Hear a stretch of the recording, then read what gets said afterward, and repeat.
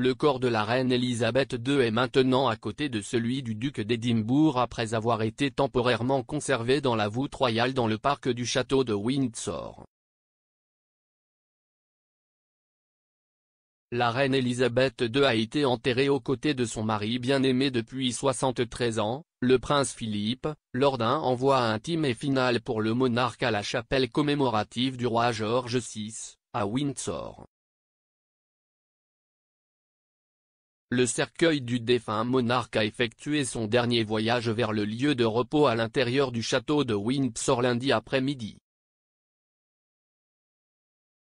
Après un service d'engagement, auquel ont assisté des membres du cabinet, du personnel royal passé et présent et des dirigeants mondiaux, la reine a été inhumée lors d'une cérémonie intime à 19h30, avec juste son cadeau le plus proche et le plus cher.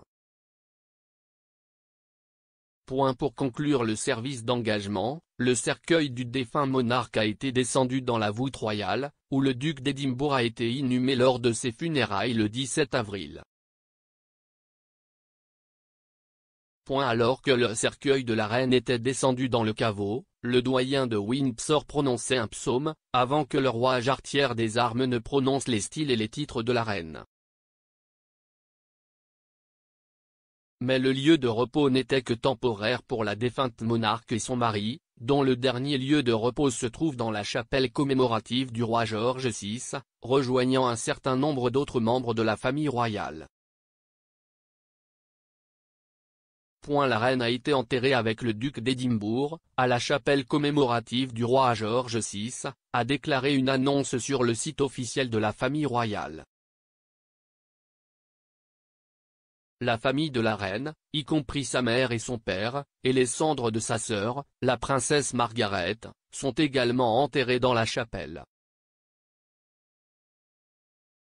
La dernière demeure royale fait partie de la chapelle Saint-Georges dans l'enceinte du château de Windsor.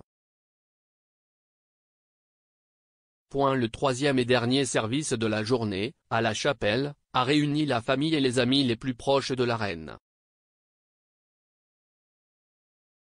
Bien que la chapelle soit fermée pour la cérémonie privée, elle est généralement ouverte au public, ce qui signifie que les membres du public peuvent visiter la dernière demeure de la reine pour lui rendre hommage.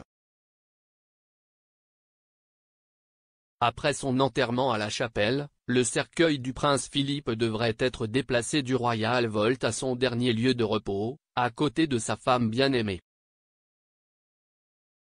Le père de la reine, le roi George VI, est décédé en 1952 et a été enterré pour la première fois dans la voûte royale, comme feu le duc d'Édimbourg.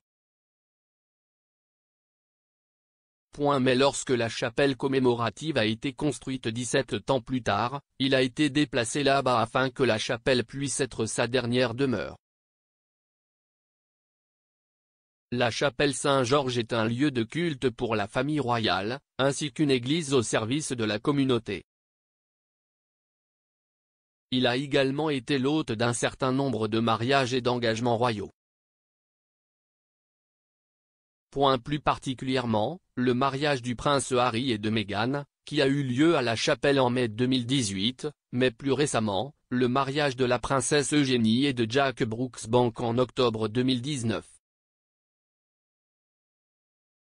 Plus tôt dans la journée, des foules se sont alignées sur la longue marche pour regarder la procession lorsque Sa Majesté est arrivée au château de Windsor, lorsque son cercueil a été transporté par un corbillard d'État après des funérailles à l'abbaye de Westminster. Le roi Charles III et ses frères et sœurs, la princesse royale, duc d'York et comte de Wessex, avaient auparavant marché derrière le cercueil de leur mère alors qu'ils parcouraient la courte distance de Westminster Hall, où la reine était en état depuis 4 jours, jusqu'aux anciennes abbayes. Après une longue et sincère journée célébrant la vie du monarque au règne le plus ancien de Grande-Bretagne, sa famille et ses amis les plus proches ont fait leurs derniers adieux lors du service intime et privé à la chapelle Saint-Georges lundi soir.